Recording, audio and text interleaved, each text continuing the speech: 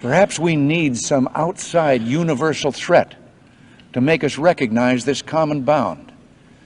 I occasionally think how quickly our differences worldwide would vanish if we were facing an alien threat from outside this world. And yet, I ask you, is not an alien force already among us? What could be more alien to the universal aspirations of our peoples than war and the threat of war? Flying saucers, where do they come from? This is the title of a recent book on the subject of UFOs, or unidentified flying objects. And the author is Sydney businessman Mr. Richard Tambling, who claims to have had several sightings of UFOs. Mr. Tambling was an RAF photographer and an expert in aircraft recognition. Now, in the preface of this book, Mr. Tambling, you say that now that the existence of UFOs is gaining widespread acceptance, the question is, where do they come from? Last October, in the quiet Mississippi town of Pascagoula, two local men confronted authorities with a rather bizarre story. Charles Hickson and Calvin Parker told of a strange craft landing near their fishing site and of being taken aboard by three unearthly creatures.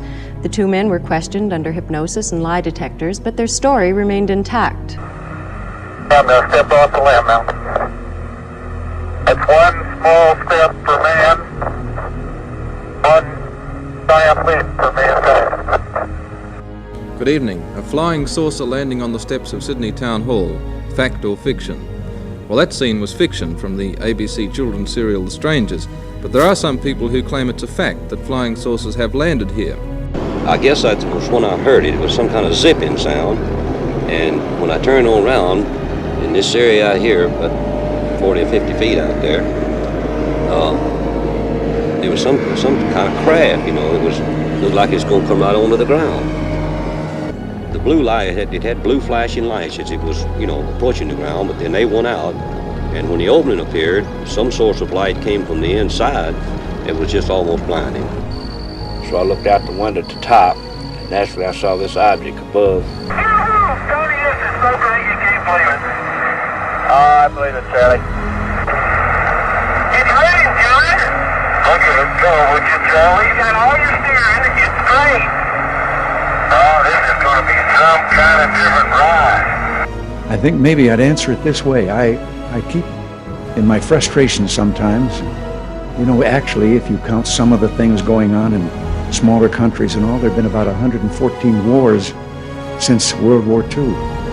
But I've often wondered, what if all of us in the world discovered that we were threatened by a power from outer space, from another planet? Wouldn't we all of a sudden find that we didn't have any differences between us at all? We were all human beings, citizens of the world, and wouldn't we come together to fight? Mr. Tambling, you say here in your book that it's only a matter of time before the strangers from the skies come to know us better. Now, are you suggesting some kind of invasion from outer space? This is quite possible. I don't think in the sense that we would think of it, but people coming, yes. This guy says the Old Testament, written in Hebrew, taught him how to summon UFOs. All right, he says he can also do this on command, and he adds he's been doing it for 25 years. We met up with Prophet Yahweh, seer of Yahweh, at Doolittle Park off Lake Mead. We picked the day, we picked the time, and we picked the location. When the prophet started praying for a sighting, I wasn't exactly convinced. Look at it, there it is. You can barely see it, a white speck. Then, another sighting. There it is, I got it. Photojournalist Jonathan Hawkins locks in on it. Let's take a closer look here. It's an orange sphere that appeared out of nowhere. I call the boss with an unexpected change in my story. I can see it clear as day. In fact, it's bright. That's a UFO for sure. Yeah, that's pretty good. Oh, whoa. What is that? There's a new video this morning that some say may be proof we're not alone in the universe. A UFO in the form of a bright light is seen descending over the Dome of the Rock in Jerusalem. The Pentagon recently formed a new office to study UFO reports, and now it's NASA's turn.